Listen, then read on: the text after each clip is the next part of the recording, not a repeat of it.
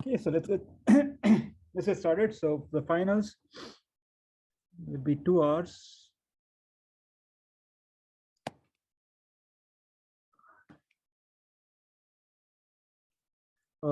We think of having 4 questions. Okay, so you get a little bit more time than you would normally in an exam here. You get about 20 minutes more, 5 minutes more per question compared to what you do in an exam during the course. Okay, and what I did was, it's a comprehensive exam, but instead of making you study everything, we're just going to focus on 4 chapters, and that way you don't have to study everything. Now, those chapters might need something from the other chapters, but in that case, you need to know those things. So these chapters will be covered in the finals. Here's chapter 3, and I'll put the contents here.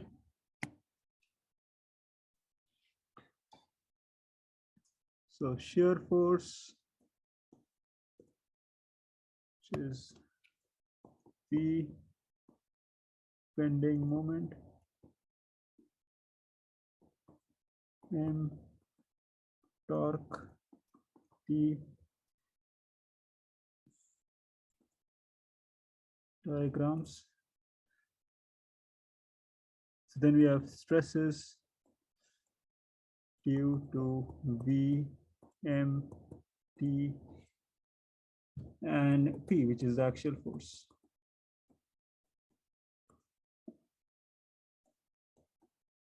Morse circle, and then stress concentration. Okay, we'll skip chapter 4, which is on deflection. Then we'll go to chapter 5.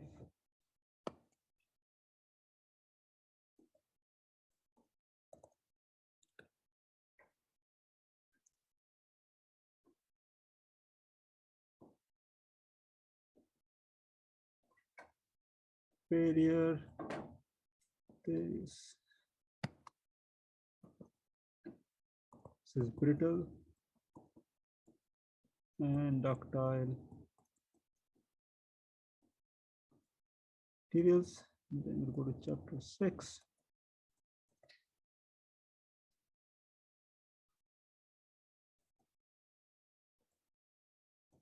Reverse loading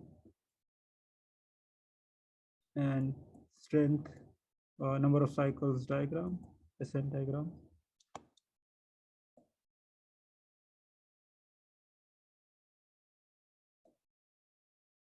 Endurance, modifying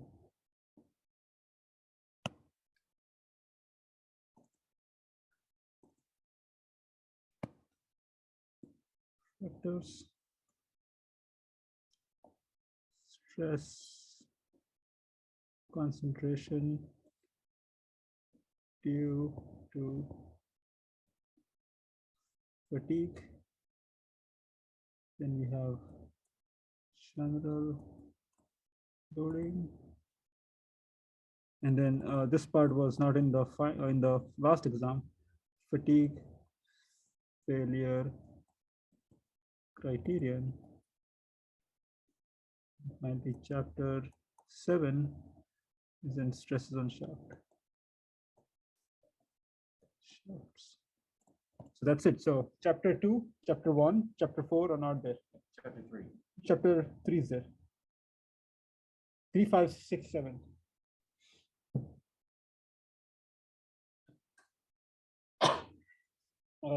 However, something like, yield strength is something which is covered in chapter 1, and you clearly need that in chapter 7 as well as 6 and even 5. So you need to know yield strength. So you can't say that yield strength is in chapter 1. I'm not going to study that. It does feature in the other chapters. So you need to know that. Okay, so this will hopefully streamline what you're going to study. Okay, so what my plan for today and the next few classes is to go over things which I thought people had difficulty in solving, and so hopefully those things will make it clear, and hopefully you'll do much better than you've done in your other exams. I know some people did very well too. Okay. So today's class, we will actually focus more on this part, which was one of the questions in the third exam, right? The first question. And I think many people struggled with that. So I'll do some review and then we'll do some problems. And I think I posted these questions. If you tried these questions, that'd be great. So I'll just be setting up the formulas and not really solving them in numeric detail, because that's easier. The easiest part is to compute the values, but the harder part is to actually write down the formulas. So before we solve those problems, here's a precursor to stresses in shafts due to M, V, T, and axial forces.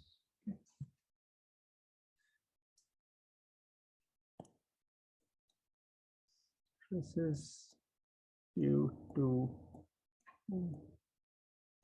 which is a bending moment. So imagine a shaft, okay, and this can be a circular cross section too.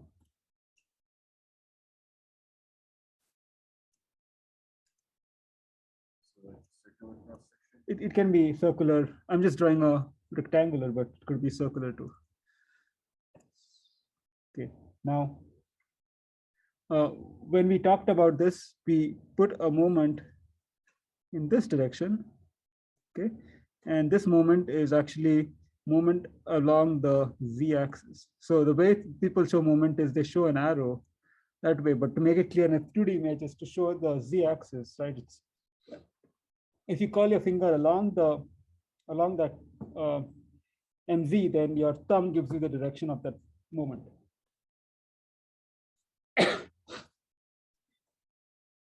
So mz, and then if you look at the cross section, you would have y, z, and then this is the neutral axis.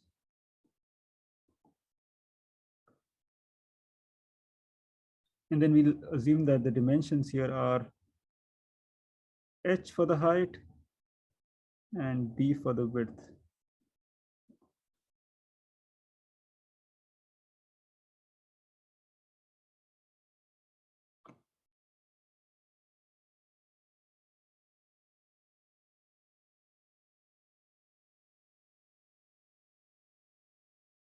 Okay, so when you do this, load the shaft in this way.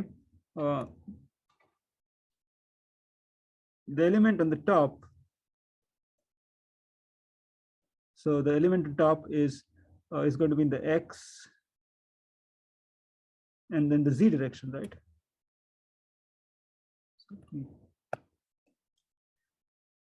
Sigma x, sigma z, because it's in the top, and then there'll be shear stresses. This is the general loading on the element which is on the top. Now, sigma z is same as tau xz is 0. There's no shear force and there's no normal force in z direction due to load, due to the moment. The only stress is going to be in the x. mz y divided by I, where y will be h divided by 2 and I is ph cubed divided by 12. So that will change depending on the geometry. In fact, if you look at the cross section and you plot the stresses sigma x, the sigma x has a peak on top because y is basically the distance from the neutral axis. So y is max, sigma x is max. And so another way of drawing this is to show the stresses. This, there'll be a stress of 0 there, and then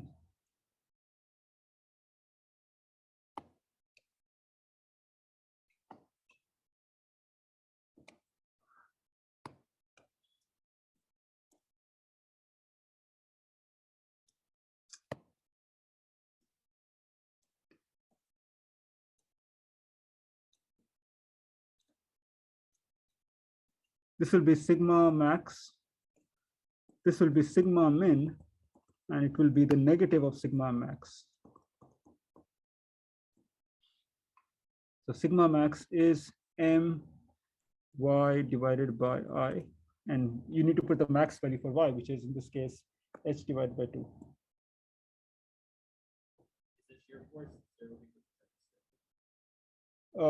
The shear force is 0 because there's no shear force.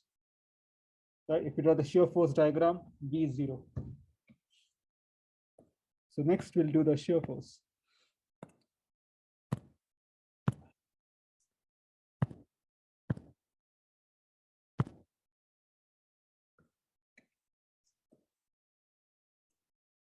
Okay, stress is due to V.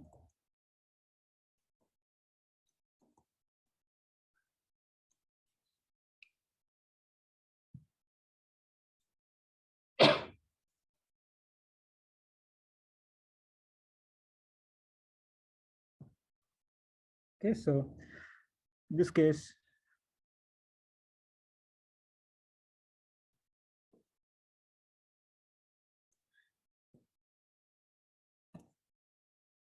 okay, let's assume that that's x, that's y, and then the z points outside the plane of the paper. And then assume that there's a general loading, so a force here, and then maybe a distributed load. And then we're interested in finding the stresses at some section. So what you need to do is first draw the shear force diagram, find V using shear by drawing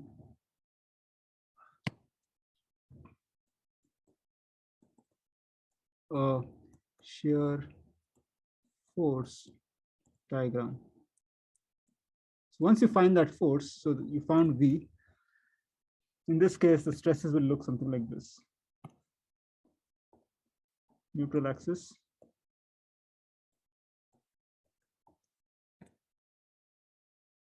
So we are interested in finding the shear stress in, say, some element here, which I'm going to draw here.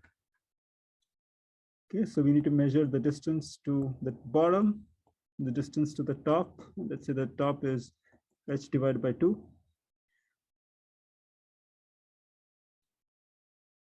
So that's acted upon by, we can draw the shear of the forces on that. So sigma x in this case, sigma y, and then tau xy.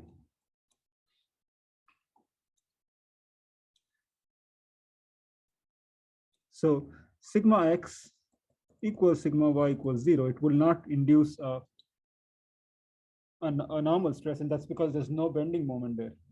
Okay, now that's an assumption. Now, if the bending moment is there, then you'll have to obviously write the bending moment for m equals 0. Okay, I'm assuming there's no bending moment, but it's there, then just put it there.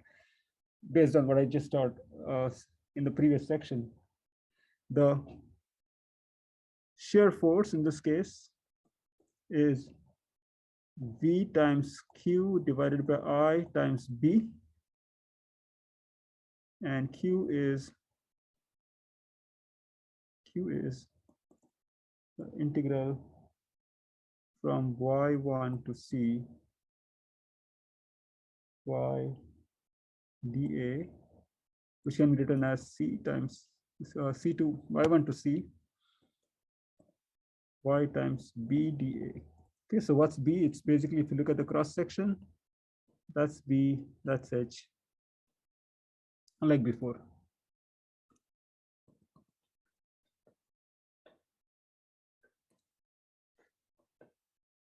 So this will be h divided by 2, my bad.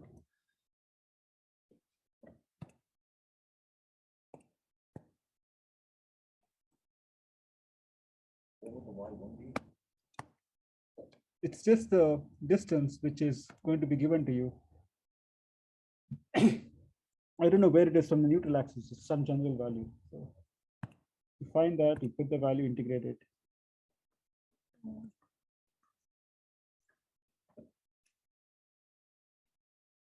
That's tau x square. Now, what we'll do here is, though you can compute that, we've given you the values for certain geometries. So here is the rectangular geometry. Turns out that the stress in this case is going to be, so let me draw this, let me draw a circle. The stress here is going to be something like this, with a peak in the middle, and it's going to be 0 at the edges. Same here. Tau max in this case is 3 divided by 2 V divided by A, where A is a cross-sectional area, and tau max equals 4/3 V divided by A. There's an axis like so, yx, yx. A is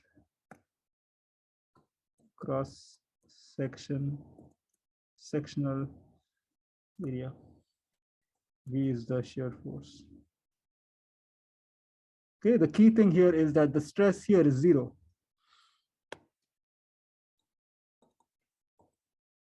Same for here, same for here, same for here.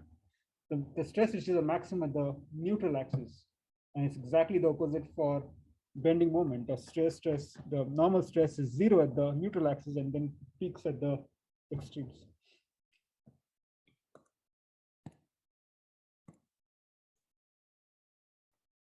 Okay, stresses due to torque.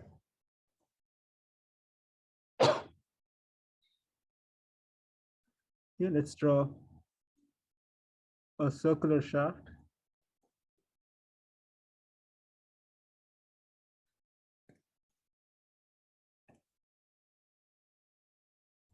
Axis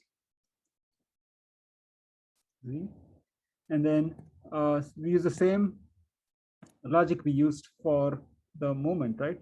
So there's a torque, and this torque is along the x-axis. So again, you take your right hand, you curl your fingers along tau, so torque Tx. Your thumb gives you the direction of the torque. So it's along x-axis. Okay, so this is CCW counterclockwise. So when you see it from here, it is in counterclockwise direction.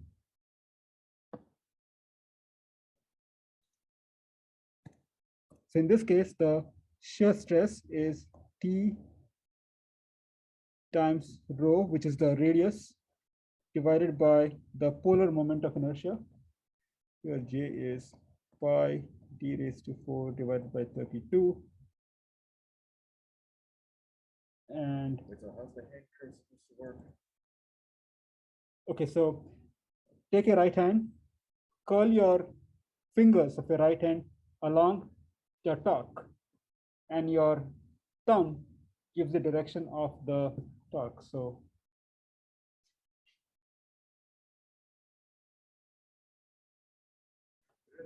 yeah. When you're calculating shear max, is it a summation from the edge to the center, or a summation from edge to edge? This one? No, right. It was on that page. Right here. Shear like max here. Yeah. Yeah. Is it a summation of the forces from the edge to the center? The shear force is constant. The reason why there is 4/3 is because when you take this integral, this is constant, this is constant, this is constant. The reason why you get that max is because when you do compute Q, you have integral y dA.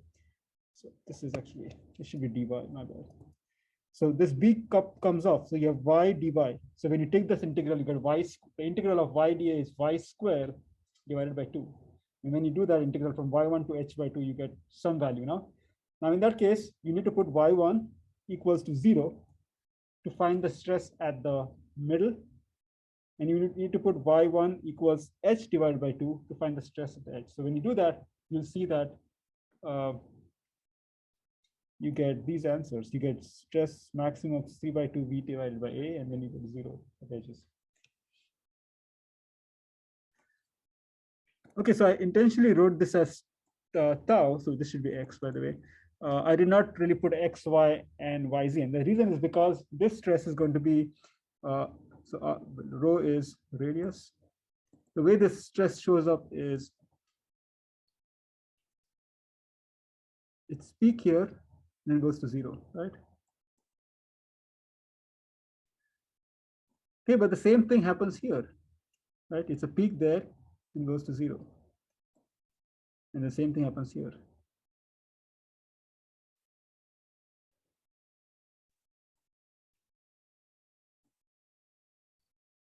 And then the same thing happens here.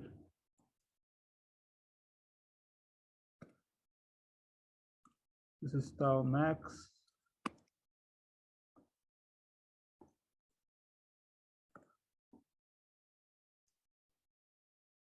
What's tau max? Well, tau max, you need to put rho equals max, which is the radius. So let's say that the radius is, in this case, d divided by 2, because d is the diameter, times j. Now here the stress, if you see, this tau max is, this tau max and this tau max is for an element here, right? For that case, you'll have tau xy. But for this case, you'll have the stress here. So this is now on the outer edge of the, so in this case, the stress is tau yz, right? Yeah, tau yz. So here it's tau xy, here it's tau, that's not right. It's x, hold on, this is in the top plane. So this is, my bad, this is not xy, this is xz, right? It's in the, when you view from it from top, it's in the xz plane. And this one is not yz, but it is in the xy plane. So this is tau xy. This is tau xy. In this case, this is going to be the top one, so tau xz, tau xz. And that's why I wrote it as tau and did not write tau xyz, because that stress is going to be the same one, but just it will be whatever it is, depending on the plane. Okay, the last one before we start problems. Stresses due to P or axial loads. Would we like add those stresses together? No, they're different points, right? This stress is, this one is on the outer edge, but on the side. There will be a top, the stress on top, there'll be a stress here. So this one is going to be the one here, a different one.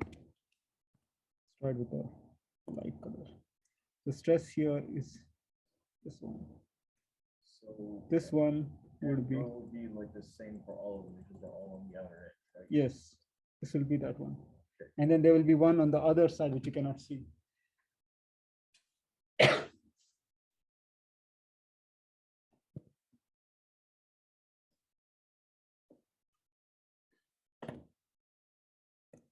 Stresses due to P, or this is an axial force.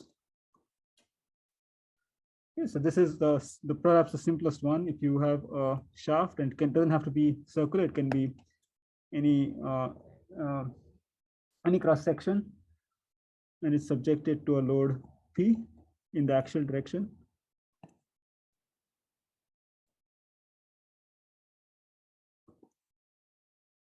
Z.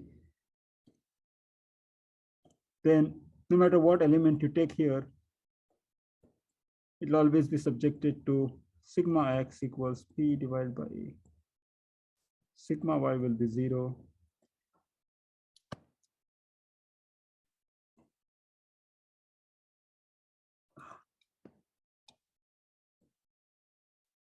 Write a little bigger.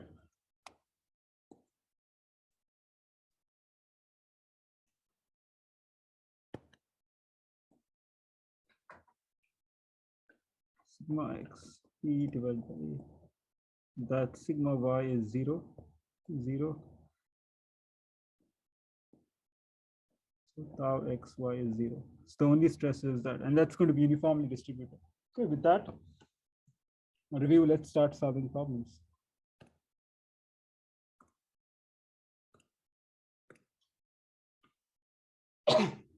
On Okay, so our goal here is really focus on the concepts and not really focus too much on the details of the calculation, which is putting in numerical values. So I'm just going to try to set up the problem for you, right? Because that's the bulk of the credits you get, right, for setting up the equations. Okay, so you need to compute the stresses at A and B. This is a problem from the homework. Okay, and what we're going to do is we're going to use whatever I just talked about to set up this forces. So let's start with A.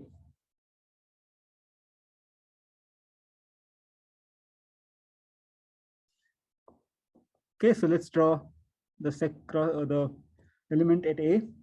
It's going to be subjected to, so if you see this axis, it's in the XZ plane.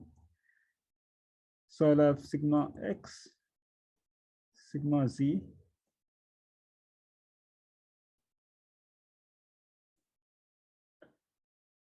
and then tau XZ.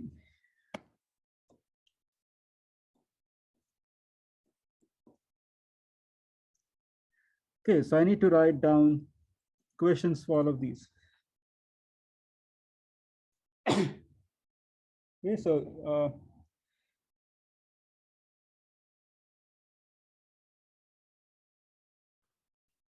we've seen that in order to write the equations, we need to identify moments and forces. So we can see that this force will actually lead to a moment, right? It will lead to a moment in this way. So we'll call that M sub of the y-axis. So it's my. Again, curl your fingers along the arrow. The thumb gives you the direction of the direction. That? Like, how are you working that? Isn't the T like kind of going around? Like... Look at so okay. So when you're curling the fingers, you need to point your fingers in the direction of the arrow. Okay. So looking at the torque.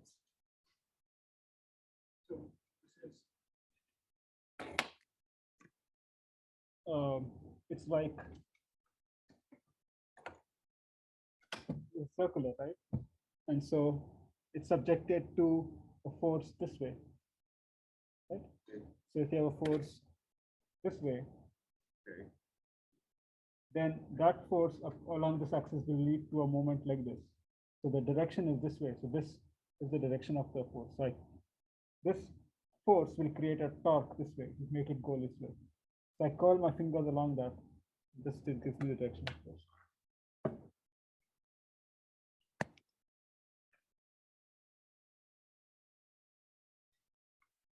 Okay, and this torque, by the way, if do you want to make a guess, it's along which direction? What is the subscript I need for this one? X, right? So if you curl your fingers along the direction of that, your thumb will give you direction of the torque. Okay, so I wrote that down. Now let's try to write the equation. So sigma X is the stress over here. Okay.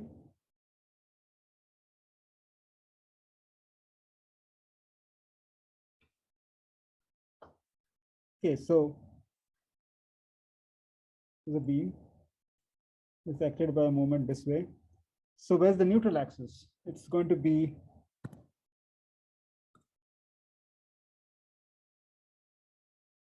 right. This is going to be the axis where you have zero torque.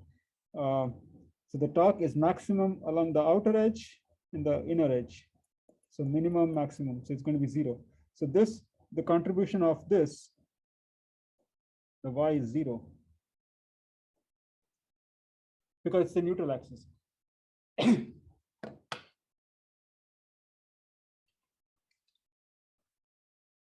we're pointing the stress at A, then wouldn't it be on the edge, therefore be the radius? No, because it's the neutral axis. So you think of, okay, this is I guess this is where you need to visualize or think of it this way. When I have a shaft like this and I'm subjected to moment in the z direction, right? It was z. y, x. This is the neutral axis, right? So the stress over here, sigma x is 0. You agree? Right? This is for mz, not for my. Now let's do my.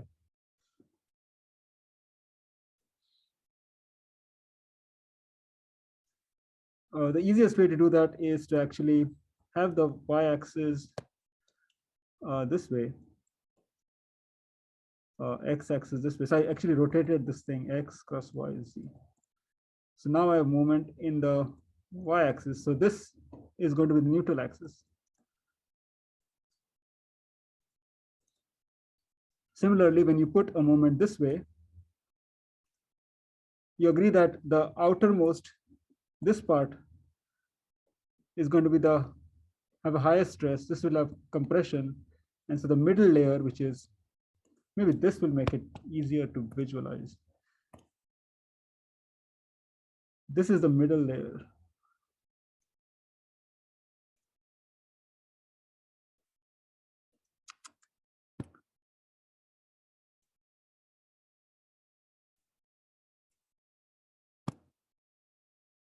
You agree that this is the neutral axis? So A is on the neutral axis.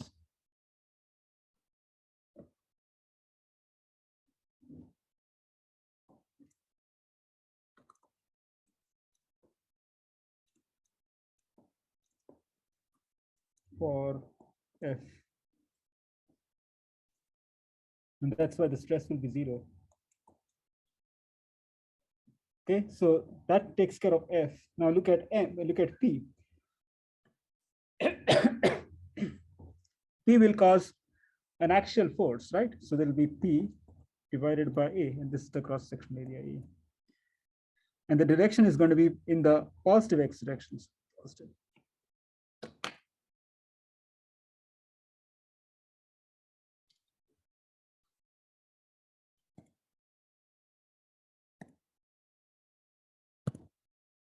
Okay, next is sigma y. By the way, the torque will not cause any moment. So, sorry, the stress in the x direction, so I ignore that. Now let's look at the sigma z, my bad, sigma z. Okay, the only force which is contributing towards a stress in the z direction is perhaps F.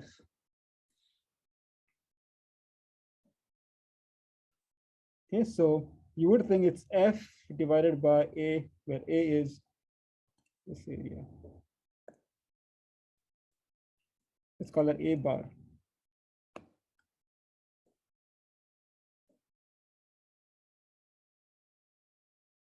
Now, it turns out that this A is, so compare this A cross-sectional area with that area.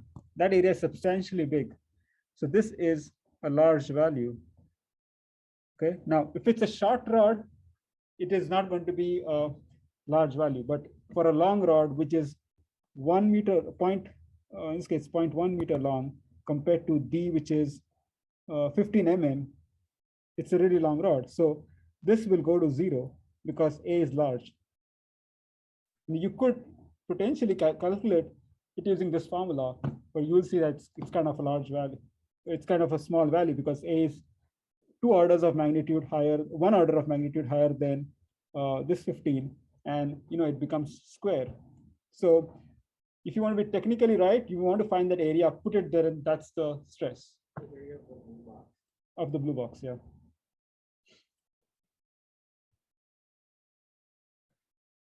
And then tau x z.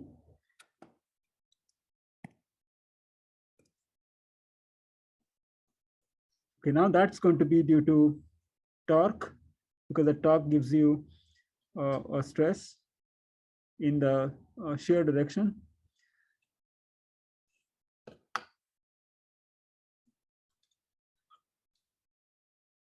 Okay, and we can draw that.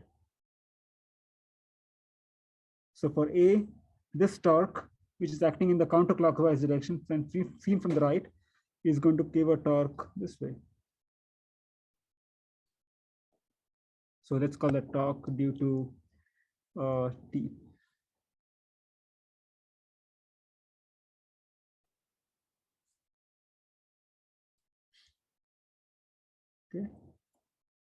And then this force F will also lead to a shear force, which sort of shears that circle from the wall.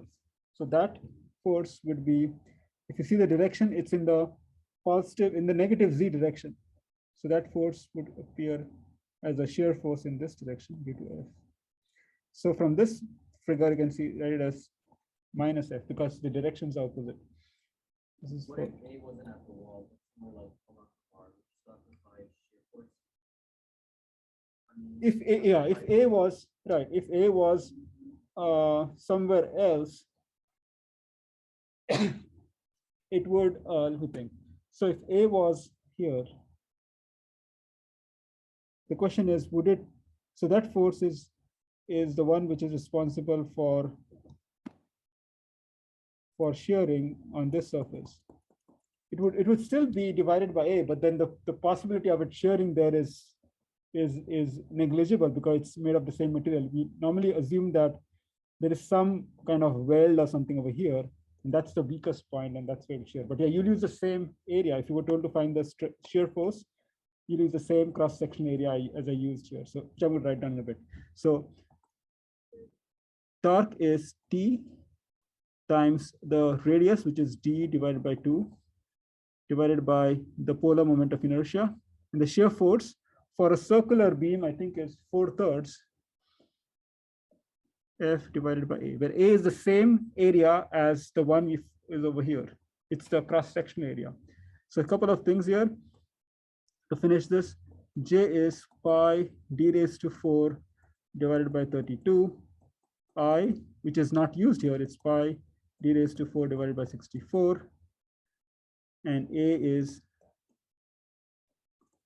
pi d raised to 4 divided by 2. That's not right. It's pi d squared by 4. What would that A bar be?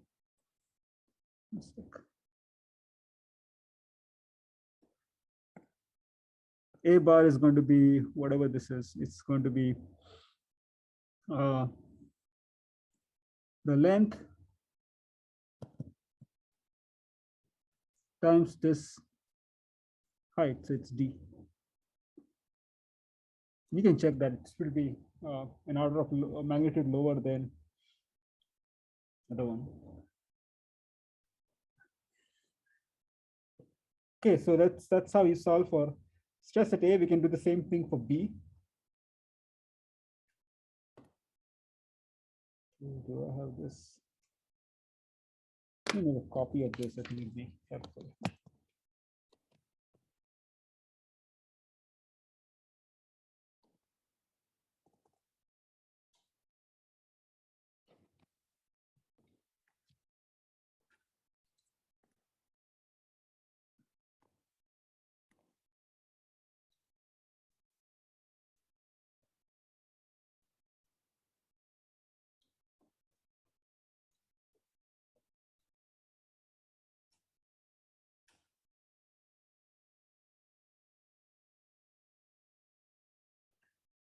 There's a question. Will we be able to see the formula sheet used on the final exam before the exam? Yeah, that's a good point. I completely forgot. Let me make a note of this. Yeah, I'll provide you with the formula sheet. Just let me make a note of this. I don't want to do that. Then it just makes people believe that they have to study for the same questions. But I'm going to do a review which will cover the breadth of the things which I'll lay emphasis in the exam. The questions in like lesson 7 were kind of similar, but I was just like, oh, they're probably not going to be the exact same questions, but they were kind of similar. Yeah. So yeah, but yeah. They're not really going to make them that similar to questions in the practice exam, but lo and behold, they were after. Yeah, they were because I just noticed that people not doing well in the first exam, so I was like, let's just make it similar. Formula sheet.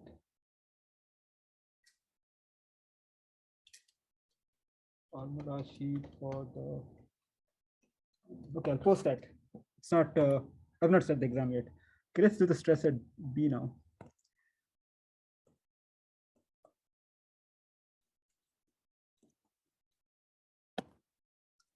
Okay, let's draw B. And then let's try to show the stresses. It's sigma x. It's in the x, y plane, as you can see, y, x plane. So sigma y, sigma x, sigma y, and then shear stress tau xy. So we just need to solve for those three numbers. So let's start with sigma x. Okay, again, before we do that, there's a moment m y, which is when we f times 0.1 because the length, and that's about it. Okay, the stress in the x direction is going to be clearly due to p, and that's x in the positive in the x direction, positive x direction.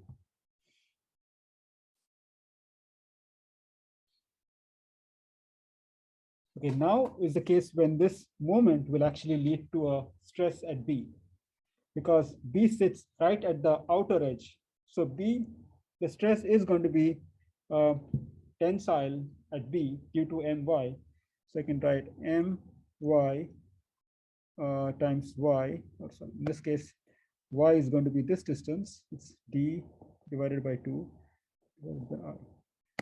This is M subscript Y by, and that's going to be positive. So tensile due to this bending moment My.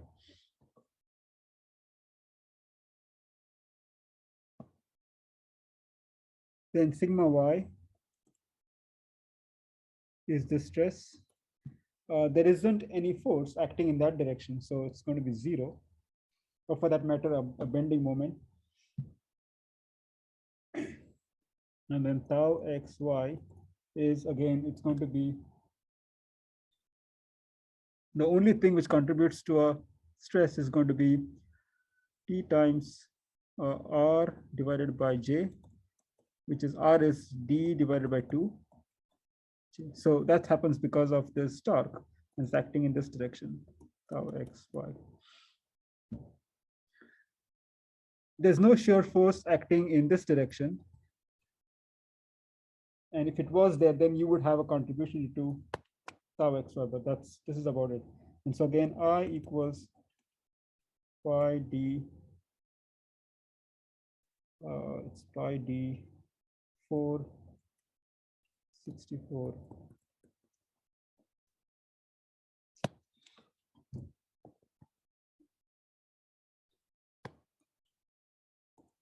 And cross-sectional gains. By the way, if you can write something like this in the exam, that's like 80 to 90% of the points.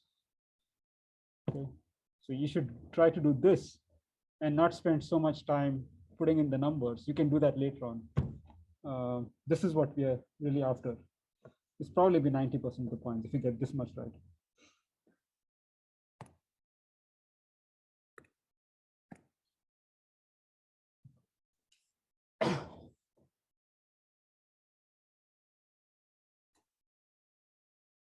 Okay, I may have time for just one more question. Wait, would the D, like, like radius not be like be 0 here for the torque, because again it's like the center? It's not the center, it's in the edge.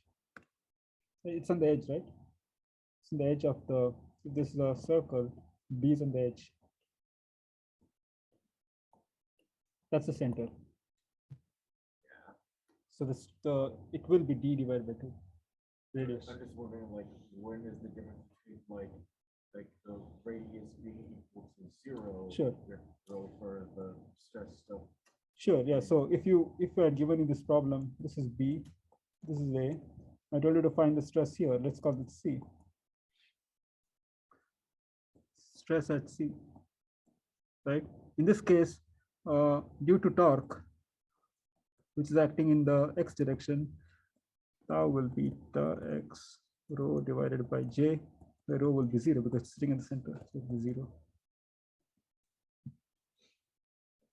Yeah, in the center, that's obviously like 0, but like for like A and B here, like if we look at the like the A from like the top, the XC stuff, that looks like it's in the center. A is on the edge, right? So it's a circle. It's on the top. So it's on the it's at a radius from the center. B is on the other side. A is on the top. B is on the other side. Oh, I guess I was thinking of like You will not see anything inside the circle unless you show it here.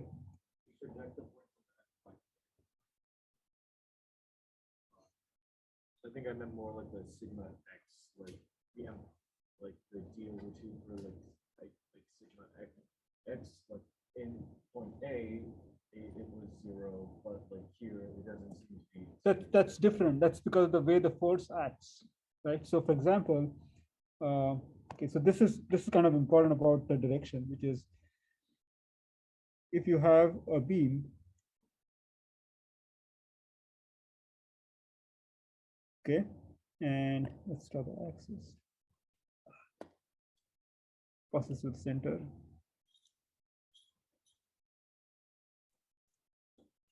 X, Y, and Z. If there's a moment this way, which is in the Z direction, then this point and this point would have high stresses, but anything in this layer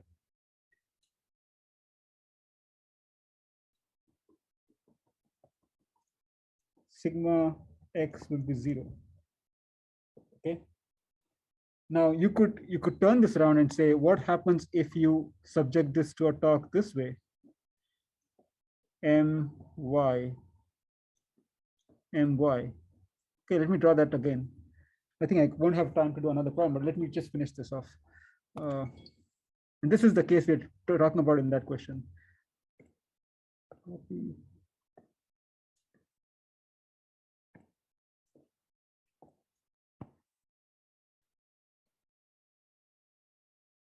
Okay, give me a minute. It's 12:50, but let me give me a minute. I'll finish this.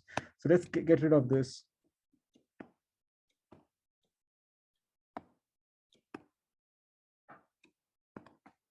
Okay, so now we have my.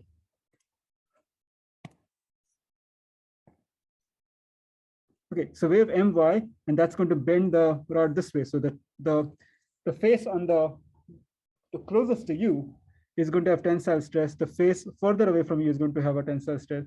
And this particular section is the neutral axis. Sorry, compressive for the other side. So this is the middle plane. That's going to have a stress equal to 0. But the front face will have sigma x equals my times y divided by I positive, and the back face will have sigma x equals minus my y divided by I, where y is maximum, the width. So you see the difference? You see this blue one, it's this layer. And you see the green one, it's the vertical layer. That's the difference. So take this image, go back to that problem and do it, and move along.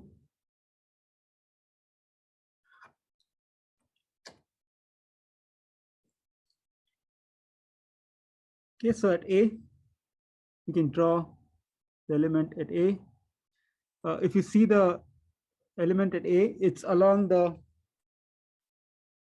XZ axis. Right? It's a plane stress problem,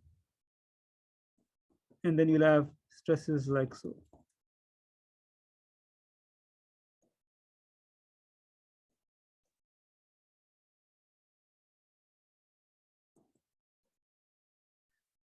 Okay, so we need to just identify those stresses.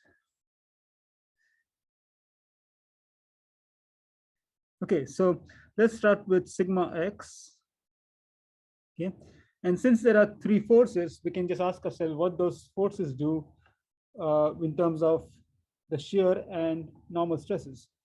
Now this P is going to introduce a normal stress, and that stress is going to be in the x direction. So it's clear that force will cause a stress in the x direction.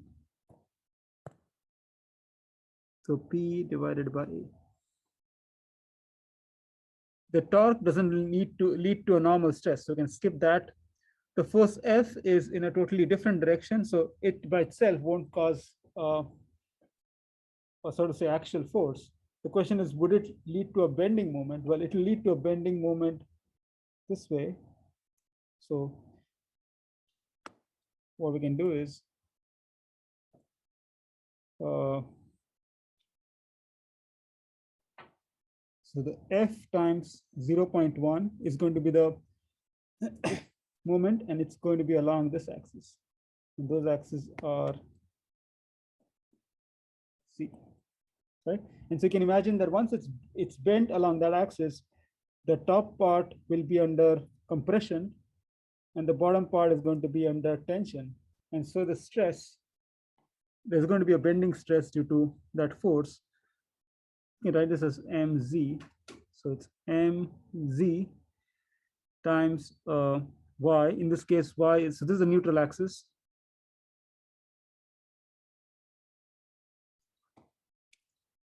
This is the neutral axis. And so the distance is going to be r.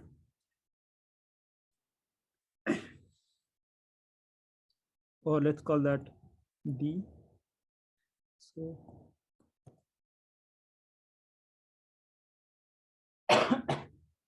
divided by I, where I is the inertia. And now, since it's compression, it's going to be negative. Right? The top part is compressed and the bottom part is in tension. So there's sigma x positive on the top and negative on the bottom.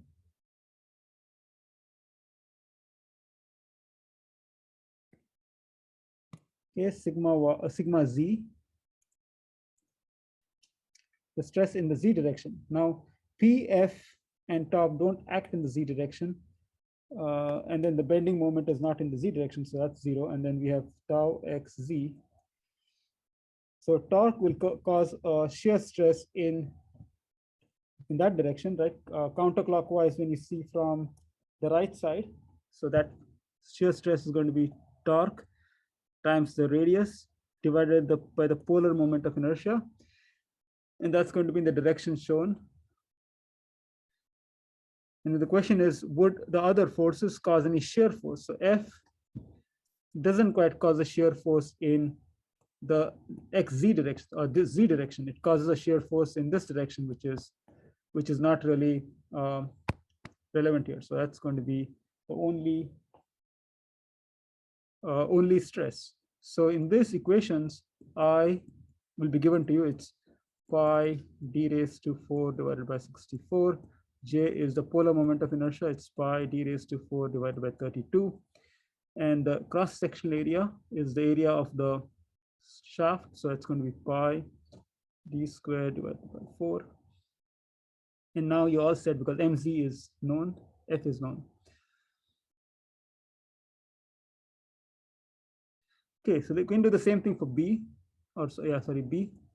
You can see that B is in the x y plane. So stress in the x, stress y, shear force. Okay, so again, sigma x, that's B, is going to be, so stress, the P will still act on B as it acts on A. So that stress is P divided by A.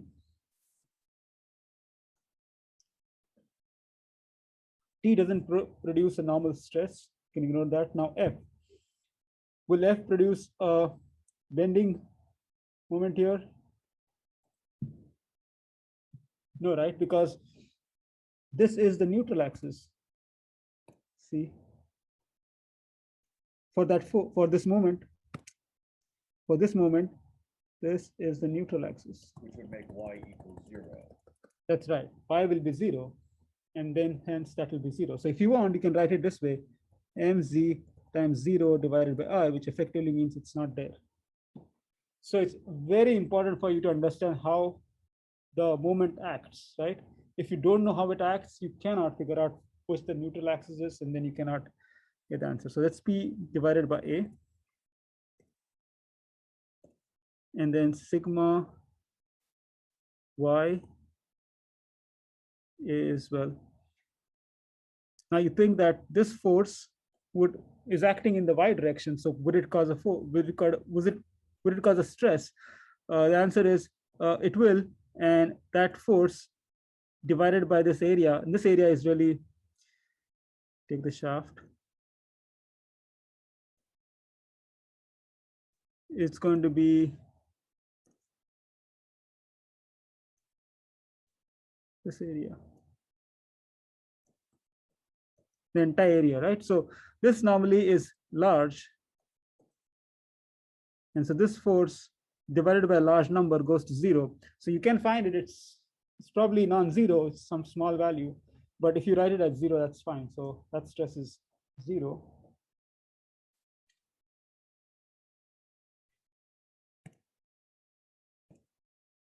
Equal to 0, and then tau x y.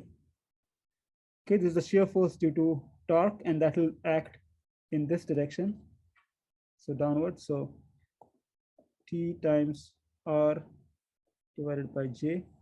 I should also put that R here is D divided by 2. It's the radius. Okay, and then is there anything else here? Well, this F, which is acting in the y direction, it causes shear. So F will produce a shear force in the upward direction, right? This way, because F is upwards, but then due to torque, the shear force is downwards.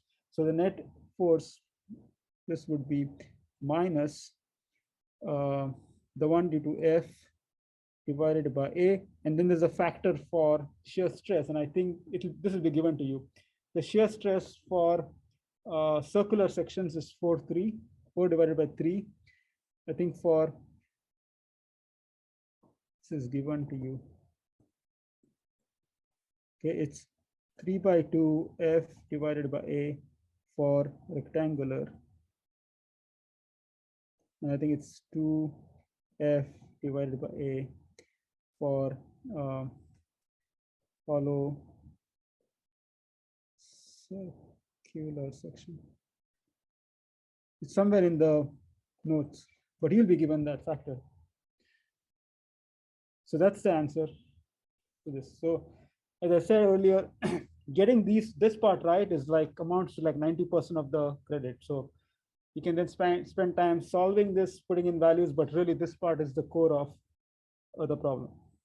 Okay. Any questions? Yeah. That like neutral axis, like when you have one there, does it like rotate when you're like doing the different points?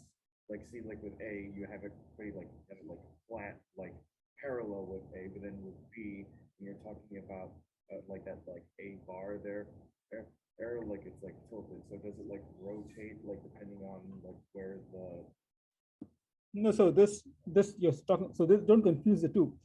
When you have mz, a bending moment, you'll always have a neutral axis. So this case, the neutral axis is the green plane. Okay, this area on the other hand is to do with what's the cross-sectional area for which was that? Oh, I think I did an error here. This should be the same. My bad. This should have been my bad. It should be in this area. It's the same one, but it should be this one, because the force is acting in the normal direction, so it's the horizontal one. So I was imagining this force is acting to the right, like the previous problem, which is not right. And so, yeah, so what you need to do is identify the neutral axis for the moment. If there's a moment acting this way, right, this moment acts the way I shown it, but there could be a moment this way, like it was then the previous problem. Go back. Okay, now this force is going to cause a moment this way, and the neutral axis are going to be vertical, which is different from this one, where it's horizontal. So once you identify that, it's kind of easy to find the stress due to bending moment. Okay, this is a problem from the I think the mock, and I think this was confusing to many people, so I just thought I'll just cover it up. Okay, O and O prime are diametrically opposite points on the top of the lever, and both of them would have stresses in the to be sigma. So since it's in the x z plane, right? This one. So we have sigma x, sigma z.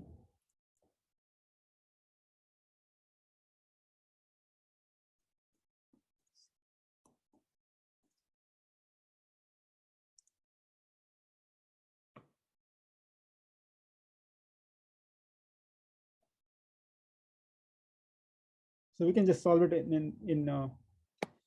we can solve this question like sort of together because the stresses tend to be equal and opposite. So I'm going to write the stress at O and O prime.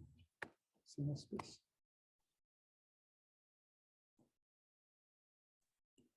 Okay.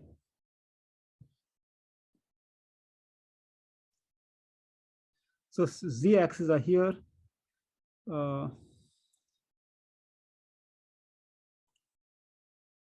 Okay, what we can do is a couple of ways people do this. One is you can find what does F do to the stresses. So find the normal stress and shear stress due to F, which is here for O prime for the two for O prime sigma x, sigma z, and tau xc.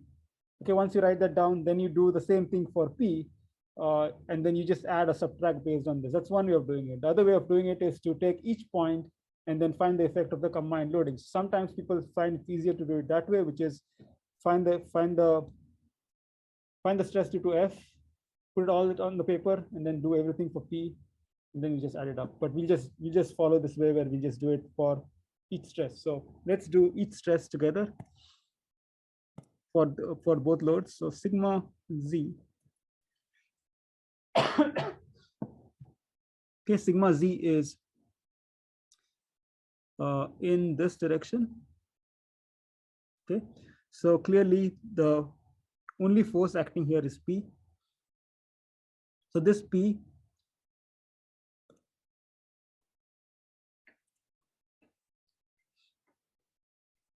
will cause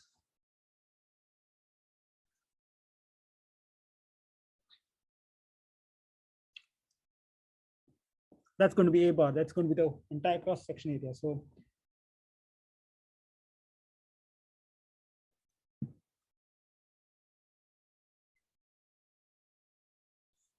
that's going to be 0 because the cross section area is way too large. Same thing with O prime. Okay, next sigma x. Okay, here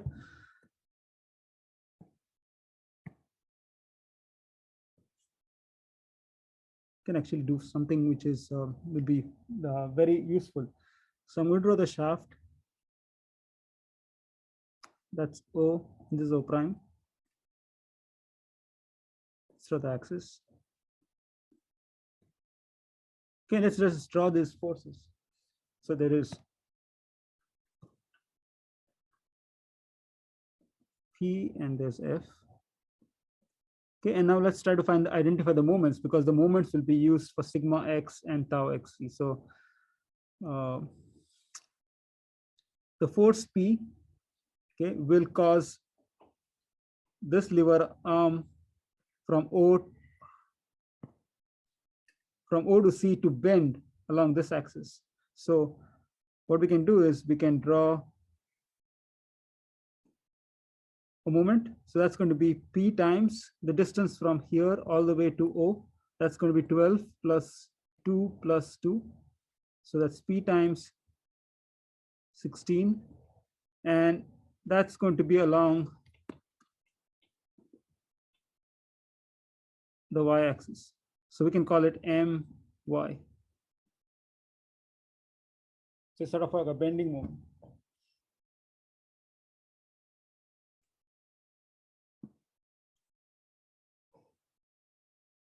Okay. this force F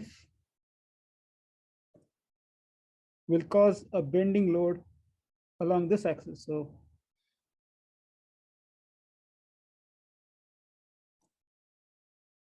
that's going to be F times the distance from where this force acts to this. That's also going to be 16. So F times 16. And that moment is going to be along the z-axis. So we'll call it M. Wait, why is it 16? Because this force is acting from a distance of 16.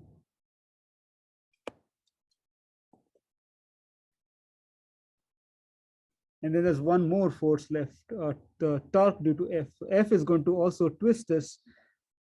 So that momentum is 15. So we can draw it here maybe. Torque. This is along the x-axis, and its value is F times this lever arm 15. So I'm going to move this figure, it's too cluttered.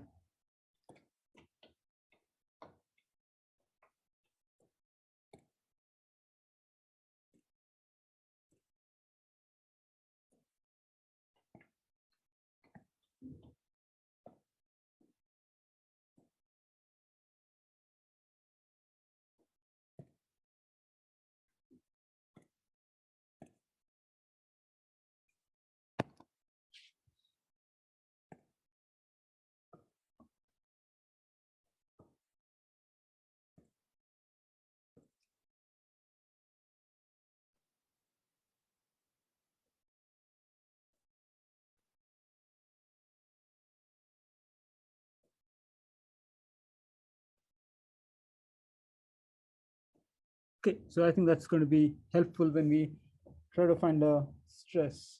Okay, so we need to find sigma in the x direction. So stress in this direction. So the question is, what kind of loading will cause it? Well, P acts in it does not quite act in the x direction, so we can ignore that. F doesn't act in the x direction, so we can ignore that. So there are three more moments, right? There's My, there's Mz, and Tx. The Tx acts like this. It's going to rotate, so it's not going to cause a normal stress. So we are left with two more. There are two bending moments. One is My and Mz. So question is, which of those two will cause a stress at O in the x direction? So which one do you think? Is it My or Mz? So again, you need to identify the neutral axis. Which of them?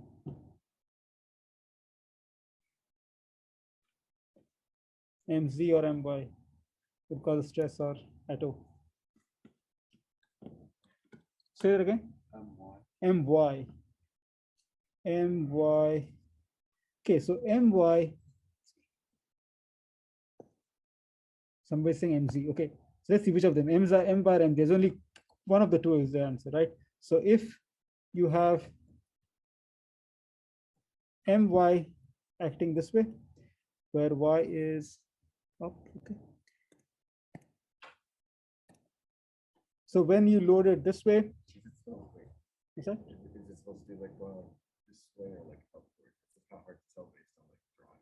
Oh, so the way you think of it is, this is Y, and so it's, you need to point your thumb along Y, and your curled fingers give you the direction of force.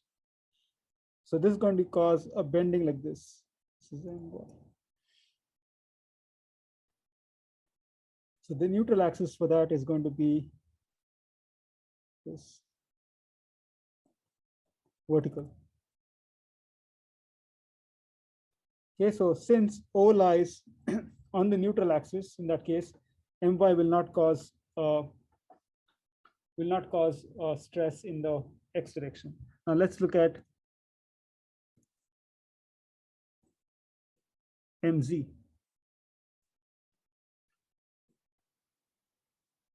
So Mz, z-axis is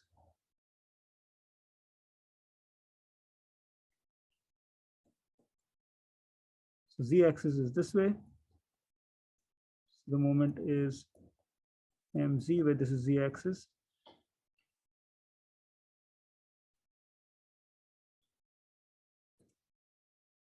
So when you bend it that way, you'll see that this is going to be the new different color.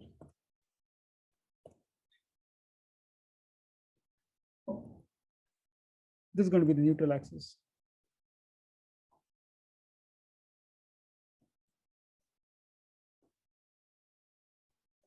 Okay, so there will be a stress on top and there will be a stress down just because of the direction. So mz will cause a stress at O and O prime. So we can write there mz times y. Y is the distance from the neutral axis. So it's, in this case, the radius. So, or the radius of d divided by 2 divided by I. And then there's this thing about the direction. So since z acts this way, this part is in tension and the bottom part is in compression. So the sign for the top part is positive. So positive. Wait, would the top be in tension, the bottom compression if like it was like bending downwards? Top is in tension, yes. Yeah. Or MZ, which would like M and that's for the force going down. Oh, okay. Okay. So positive, negative.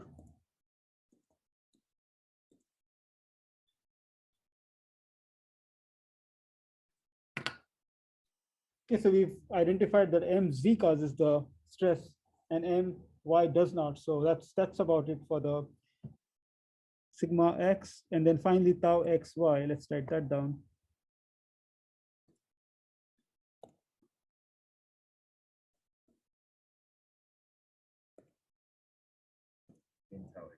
Tau xz. Right.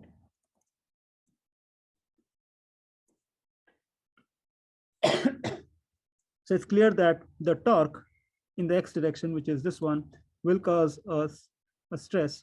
So for Tx, it'll cause a stress this way for the top. For the bottom, it'll be in the other direction because of the way that torque acts. So we can write that as T times R, which is D divided by 2 divided by J. That's the formula. T times rho. Rho is the half the diameter. And then it's going to be 2.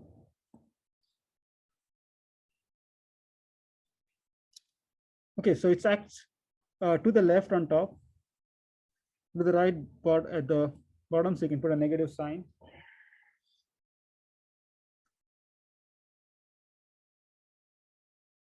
Because the direction changes. And then the question is, what else causes shear stress in the x direction? So in the xz direction.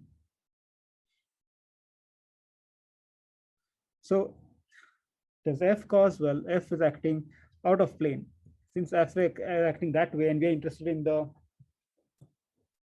this plane, it's normal to that plane. So we can skip that. So it's only P which will create a shear force. And that shear force for a round rod is 4/3 of P divided by A. So it's 4/3 P divided by A, 4/3 P divided by A. And then the direction is going to be to the right. So it's negative, the mistake. P is going to act this way, 4/3. It's going to act that way. This is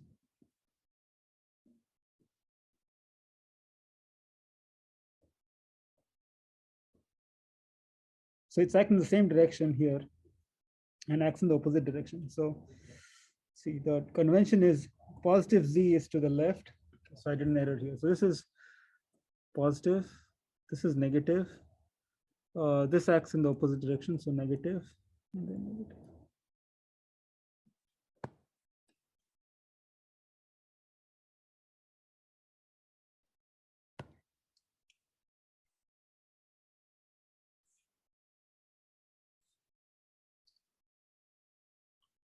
is a little bit more, you don't have to be very particular about the signs here. As long as they have the same signs here and the opposite signs here, you're right. Yes, because the shear stress, the way the shear stress acts is this way, right? This one is opposite to that one. So really, it's the question is which of the shear stresses you're computing. So as long as you have the plus minus, it's okay. You could also put minus plus here. This is absolutely fine. You can't just put plus plus because then it just violates the direction. There should be opposite.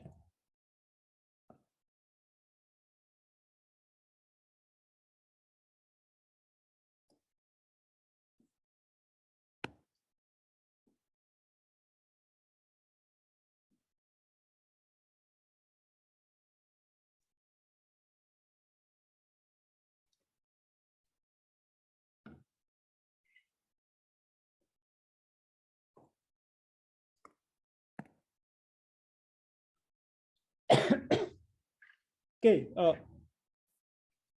this is a new problem. This has not been done before. Okay, it's new because, well, it's the same loading. I just changed the location. You need to find the stress at P prime.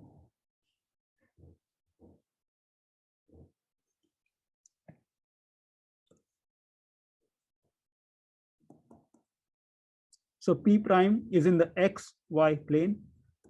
So sigma X, sigma Y.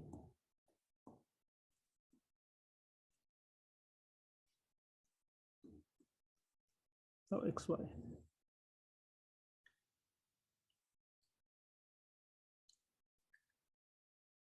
Okay, if you want, I can do this again. Draw the shaft, show the point P bar. Let's draw the different forces. There's a force.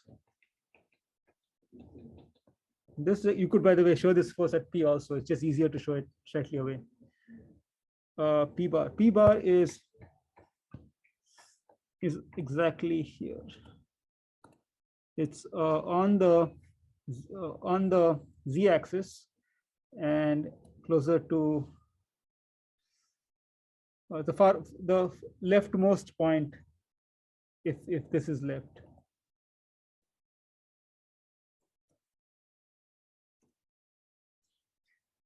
So P is on the outer side. So let's draw F, which is downwards. Now let's draw the effect of, let's draw the different torques. But shouldn't P be the horizontal thing then? P is, yeah, it's exactly horizontal, yeah. So you have two F's. Oh, sorry. Good catch. Okay, and now let's draw the torque. The torque is produced due to F. It's going to be this way. So I'll just draw it like this. If you want to show an arrow, it's much easier to identify it with the arrow, which is in the X direction. So it's called Tx.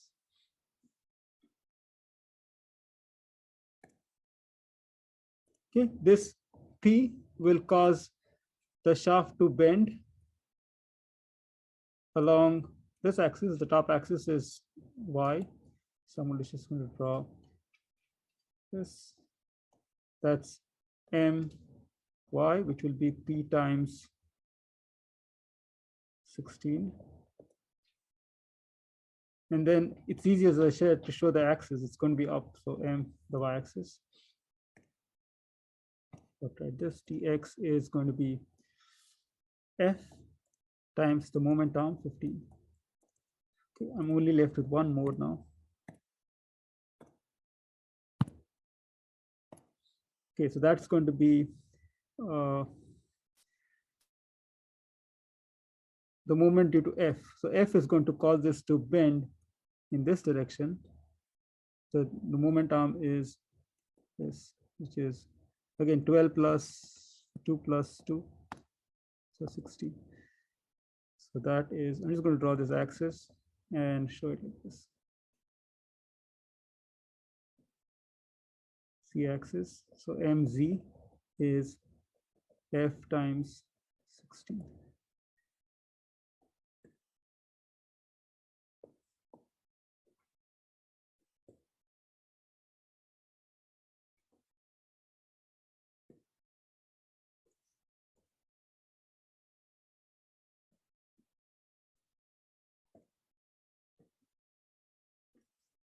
Okay, so let's do it. Find the stress in x direction, sigma x.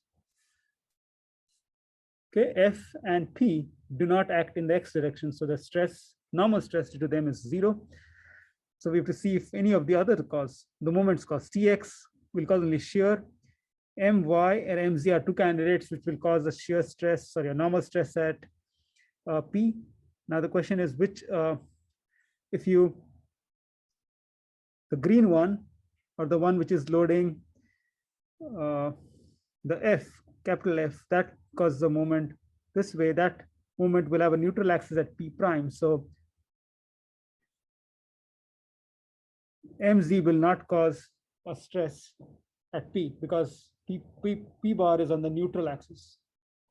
Okay. However, My will cause a stress at P bar. It's not a neutral axis. In this case, it's going to be in tension. So that's going to be My times the radius, which is R d divided by 2 by I. And it's going to be positive because P is in tension. It's on the upper part. If you think of that as the top and bottom, like you normally do in planar. So it's like this. M Y and then P bar is on top.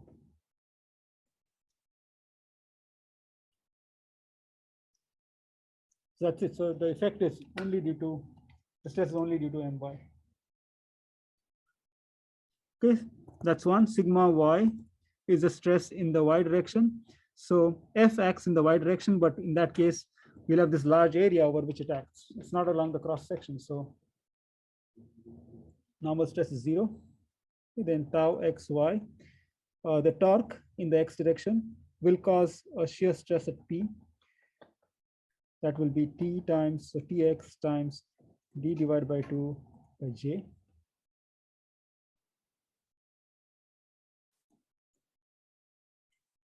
So P bar, this torque is going to be downwards. T times Tx times d divided by 2 j. And then this force F will also cause a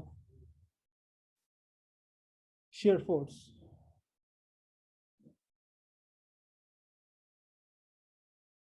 That's going to be 4/3 F divided by A.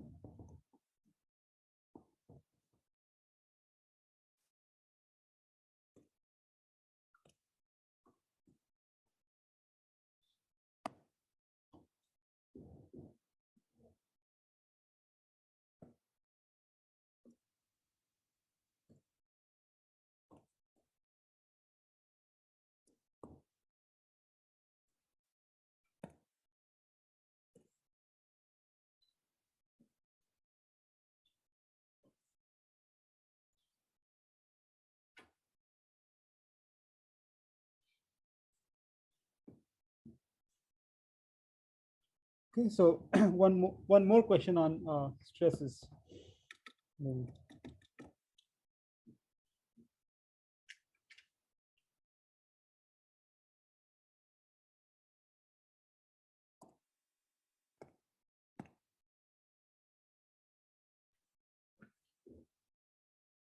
Okay, so this is clearly not from the book. I hope you tried solving this. So let's see. We need to find the stresses at K.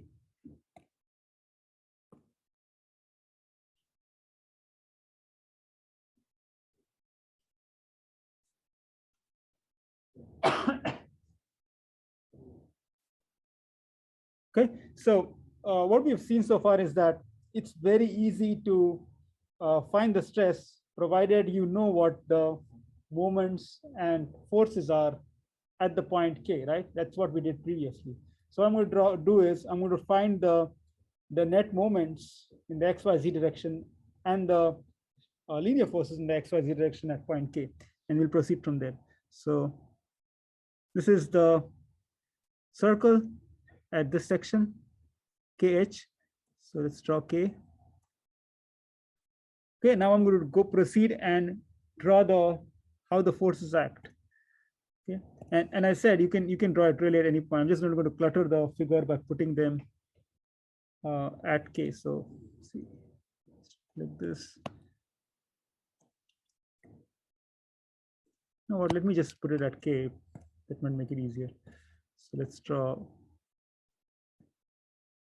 that, and then that's K. Let's draw these axes.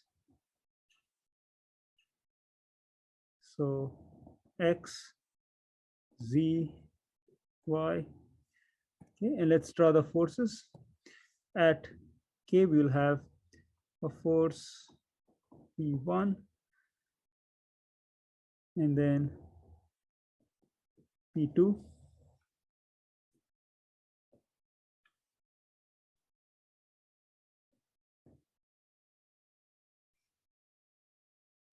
Okay, let's proceed to find the bending moments and the torques. Okay, so this force P2 times this momentum of 50 millimeters will cause a torque. So I can draw torque along this axis, X. That's going to be P2 times this times A.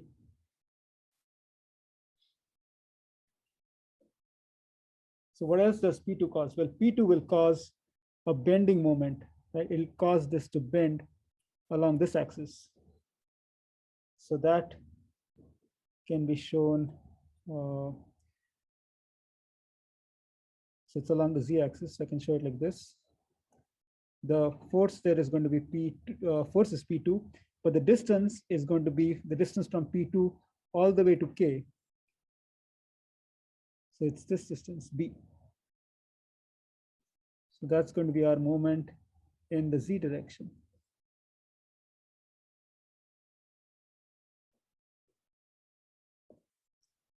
Okay, and then we are left with P1.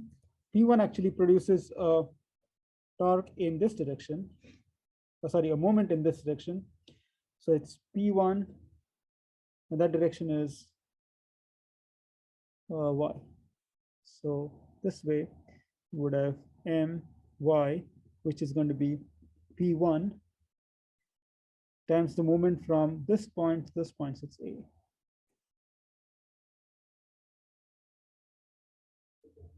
Okay, so we've seen that there are three moments, well, two moments, bending moments, My and Mz, a torque along the X, and then P1 and P2.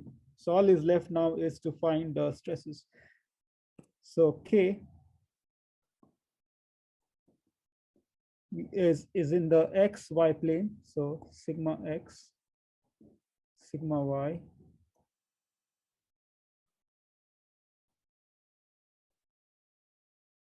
XY. Okay, so let's find each of those stresses.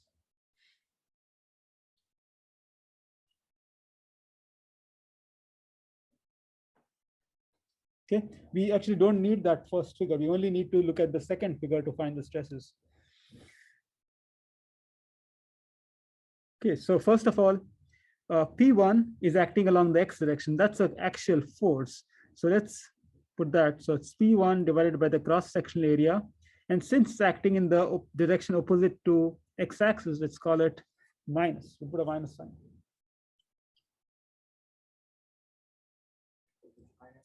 Because it's acting in the direction opposite to the positive X-axis. Okay, now we know that the bending moments do cause normal stresses. And we have two bending moments there, My and Mz. The question is, which of them will produce a normal stress at K? Would it be Mz or would it be My? So think of the neutral axis when you think of those forces, those moments.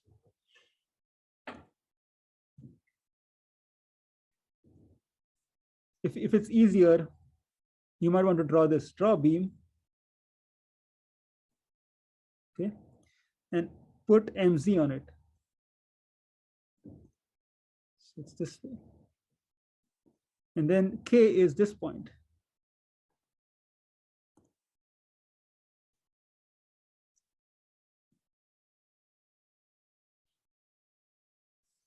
Would K be on the neutral axis or not?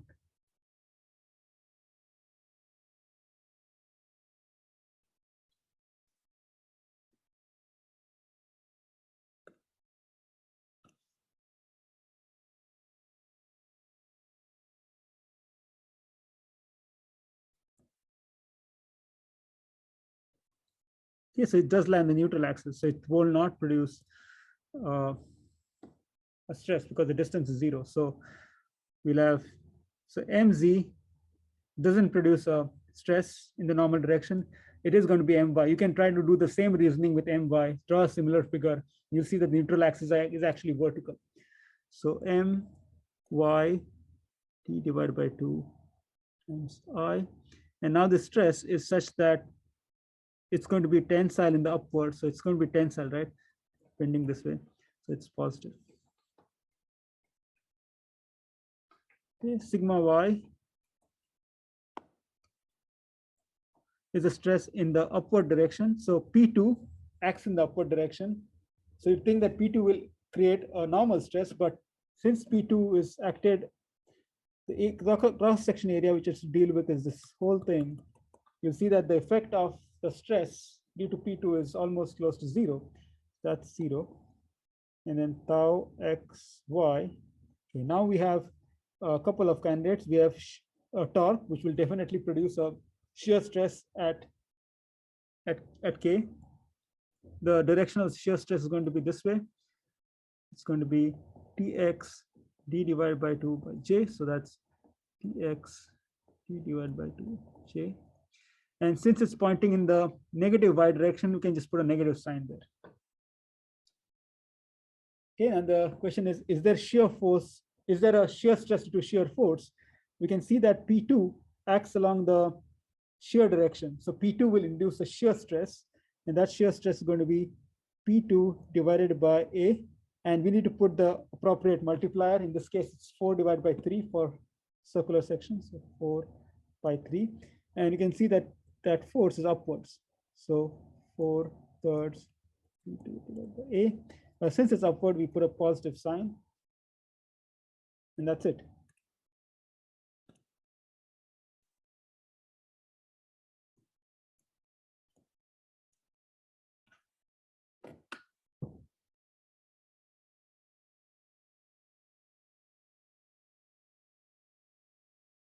Okay, if you want to have the answers to this problem, actually, this comes out to be, if you want to check in numerics, plug in the value, you can check it's 107.4 MPa. The other one is minus 52.5 MPa.